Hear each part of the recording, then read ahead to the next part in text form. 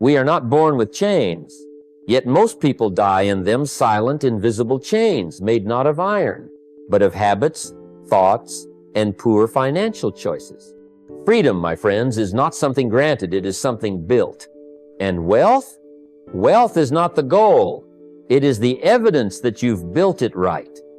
Tonight, I want to talk to you not about getting rich, but about getting free. And there's a difference, a big one, because you can have money and still be a prisoner. But true wealth, real wealth, that creates something most people never touch: choice, dignity, and peace of mind. Let me share with you 5 laws, not suggestions, not advice, but laws. The kind you break only at your own expense. These are the laws that took me from pennies in my pocket to financial independence. And if you let them, they'll do the same for you. You know, when I was young, I thought the answer was more money.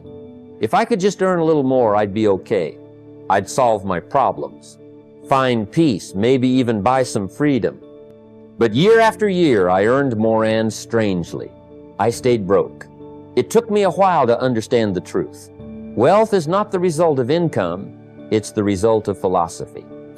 You can hand 2 people the same paycheck, and one will build an empire while the other builds excuses. Why? Because it's not the check that makes the difference, it's the person holding it. Your financial condition is not a reflection of how much you make, it's a mirror of how you think. I remember meeting a gentleman years ago who made 6 figures annually, but he was 2 missed paychecks away from panic. No savings, no structure, no philosophy. All hat, no cattle, as they say. Meanwhile, I knew a janitor who quietly built wealth over time. Modest salary, but he lived by principles. Spend less than you earn, save something from every check, never go into debt for anything that won't grow. He wasn't just earning money, he was using philosophy. See, you can fix your income and still stay broken if you don't fix your mindset. The way you think about money, the role it plays, the power it has, the respect it demands, this is the foundation. And until that changes, your bank account will always reflect your confusion, not your potential. People often ask me, where should I start if I want to become wealthy? I say, don't start with your wallet. Start with your thinking. Start with your beliefs. Until you believe that financial freedom is not only possible but deserved, you'll sabotage it. Because the mind will never allow the hand to hold what the heart doesn't feel worthy of. Wealth begins not with more effort, but with more wisdom. Let me tell you, one of the hardest lessons I learned wasn't about making money, it was about how to keep it. Early on, I was caught up in the idea that success meant spending like a king. I'd see someone with a fancy car or a big house and think, that's the life I want. So I chased after it, living paycheck to paycheck, spending every dollar as soon as it hit my hand. It felt good for a moment, but the next day, the worry returned. The truth is, living below your means isn't about deprivation or feeling poor. It's about wisdom, discipline, and self-respect. It's the difference between being a slave to your paycheck and being the master of your destiny. I've met people who make less than I do but have 10 times the peace of mind because they understand this one simple truth: don't spend all you earn. Imagine 2 men. One earns $1,000 and spends $1,100 because lives beyond his means and carries the burden of debt and stress. The other earns the same but spends only $900. That $100 saved becomes a seed, a promise for tomorrow. Over time, those small seeds grow into financial freedom. It's not glamorous, but it's powerful. You see, money isn't about how much you make. It's about what you do with it. When you choose to live below your means, you create space for opportunity. You protect yourself from emergencies. You build a cushion that gives you courage to take risks, to say no to bad deals and yes to your future. This lesson isn't just for those starting out or those struggling. It's for everyone who wants to win at life. Smart people don't live paycheck to paycheck because they know real power is in restraint. They know that the road to wealth isn't a sprint, but a steady, disciplined walk. And it's this walking that will take you to freedom. Here's something that changed everything for me. The idea of paying myself first. Early in my journey, I was like most people. Whatever money came in, it went right back out on bills, wants, and the occasional impulse buy. Saving, that was what was left over, if anything. And most times there wasn't anything left over. It felt like a guessing game, and guess what? I was losing every time. Then I learned a simple but powerful principle. Before you pay anyone else, before the rent, before the groceries, before the flashy new gadget, pay yourself first. Set aside a portion of your income, no matter how small, and treat it like a bill you must pay. This isn't about being greedy. It's about valuing your future self. It's a declaration that your freedom, your security, and your dreams are worth protecting. When I started doing this, I was shocked at how it changed my mindset. Suddenly, saving wasn't an afterthought, it was a priority. It didn't matter if I earned $10 or $10,000. The habit was what mattered. I put away 10% of every penny I earned. Sometimes it was hard, sometimes it meant saying no to things I wanted now, but every time I did, I was investing in a better tomorrow. I remember a young man who came to me once, struggling with debt and feeling hopeless. I told him to start paying himself first, even if it was just $1 a day. He did. Months later, he told me that simple habit gave him confidence. It turned saving from a chore into a reward. And with that confidence, he found ways to earn more, invest smarter, and live freer. Paying yourself first isn't just about money, it's about respect. It's about honoring the promise you make to your future. And if you start today, no matter where you are, you'll be surprised at how quickly that promise grows into real freedom. There was a time in my life when I believed the only way to get ahead was to work harder, longer hours, more jobs, less rest. I thought if I just kept grinding, the money would come and somehow freedom would follow, but freedom never came. Instead, I found myself caught in a cycle where my time belonged to money, not the other way around. The real breakthrough came when I realized this. If you don't make money work for you, you'll always be working for money. It's a simple idea, but a profound shift in mindset. Money isn't just something you earn and spend. It's a tool, a hired hand, a seed that can grow if you treat it right. When you let your money sit idle, it's like having employees who show up but never do any work. But when you put your money to work, whether through investments, education, or building assets, it starts creating more money, more opportunities, and ultimately more freedom. I started small, investing in books, courses, and tools that helped me grow. Those investments didn't pay off overnight, but over time they multiplied. I began to understand that the best place to invest your money is in your mind because knowledge compounds just like money does. $1 spent on learning can return thousands in opportunity and wisdom. Let me share something personal. Early on, I hesitated to invest because I was afraid of losing what little I had. But once I made the decision to take control and put my money to work, things began to change. I wasn't just earning, I was creating. I wasn't just surviving, I was building. When your money works for you, you reclaim your time, your choices, and your life. You no longer trade hours for dollars. You create a system where your dollars bring in more dollars, freeing you to live on your own terms. That's the power of making money work for you. Debt is a tricky companion. It can either be a tool that propels you forward or a weight that drags you down into darkness. Early in my journey, I didn't fully understand this distinction. I found myself trapped by debt that felt like quicksand, pulling me deeper with every payment. I thought borrowing for things like a flashy car or the latest gadgets was a sign of success, but what I didn't realize was that it was poison slowly eating away at my freedom and peace of mind. You see, not all debt is created equal. There's good debt that builds, that creates assets like investing in education, a business, or tools that increase your earning power. But then there's bad debt, the kind that buys things that lose value, that offer comfort today but create stress tomorrow. That kind of debt is a poison to your financial health. I remember a mentor telling me, "Don't carry what you can't lift." That stuck with me. It's not about avoiding debt altogether, but about recognizing your limits. and being honest with yourself about what debts serve you and which ones enslave you. Every payment you make toward bad debt is a brick in the wall between you and freedom. When I finally made the decision to cut loose from bad debt, it was like shedding a heavy coat on a hot day. With every debt I paid off, I felt lighter, stronger, and more in control. It wasn't easy. It took time, discipline, and sometimes sacrifice. But the peace that came with financial breathing room was worth every effort. Avoid bad debt as if it were poison, because it is. It's a slow poison that steals your choices, your peace, and your future. Choose freedom instead, and watch how your life changes when your paycheck belongs to you, not to creditors. Understanding money is as vital as understanding your own health. Just as you wouldn't ignore signs of illness or neglect the basics of nutrition and exercise, you cannot afford to neglect your financial education. Early on, I treated money like an afterthought, something to be handled when convenient or when the pain became unbearable. But the truth is, financial literacy is not a luxury, it's survival.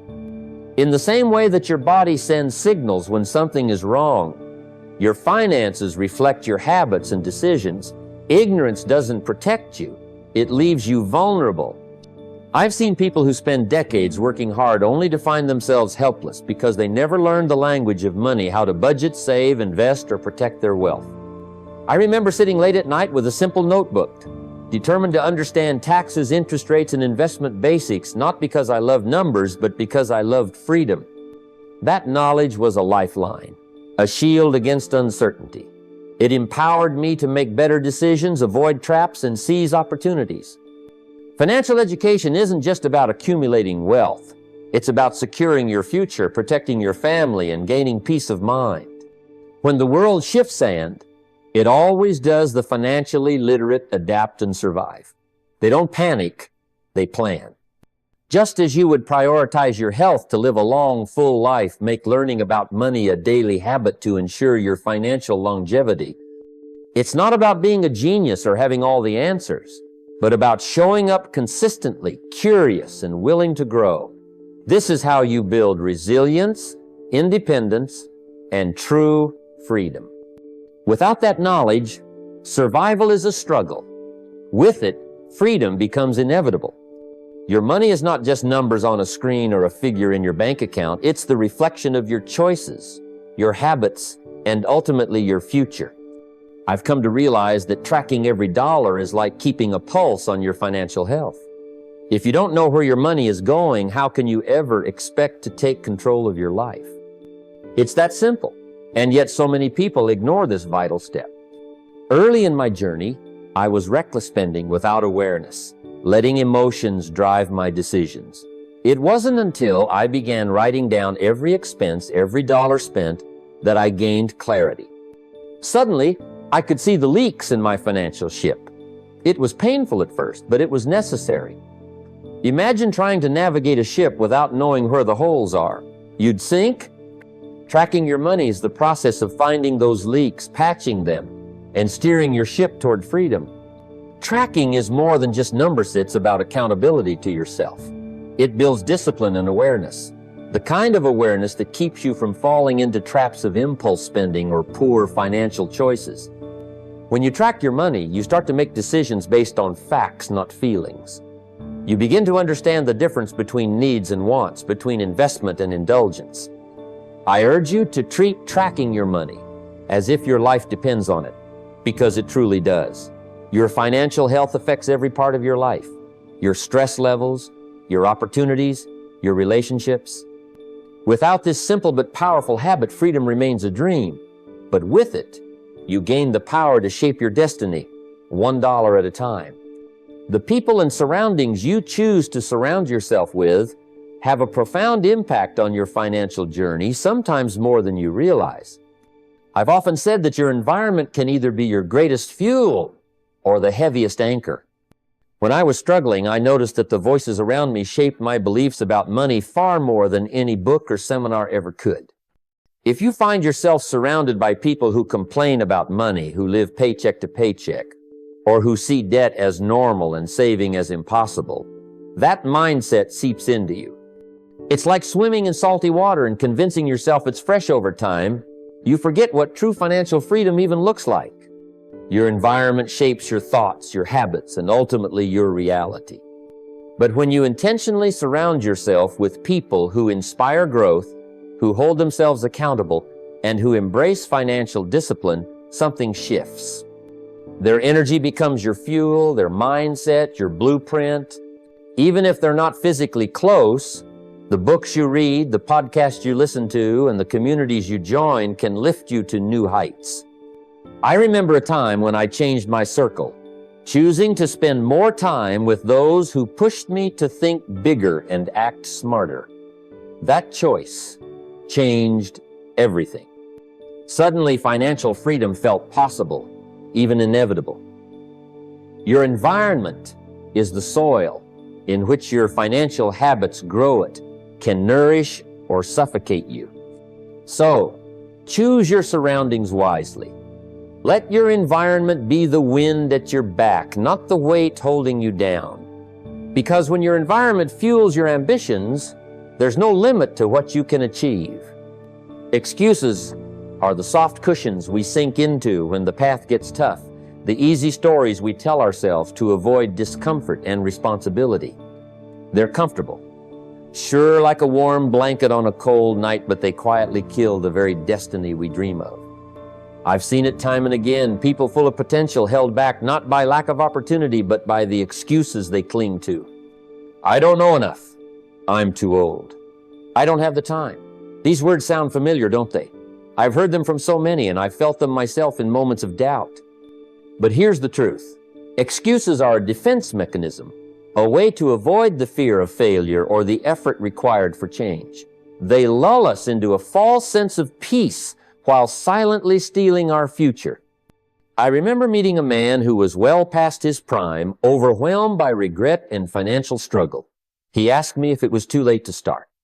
I told him that it's never too late to change your course. The only real too late is when you no longer have breath in your lungs. His transformation didn't come from talent or luck. It came from the moment he stopped making excuses and started taking small, consistent actions. Destiny isn't gifted to the excuse maker, it's earned by the doer. Every excuse that goes unchallenged builds a wall between where you are and where you want to be. So, get uncomfortable. Face your fears.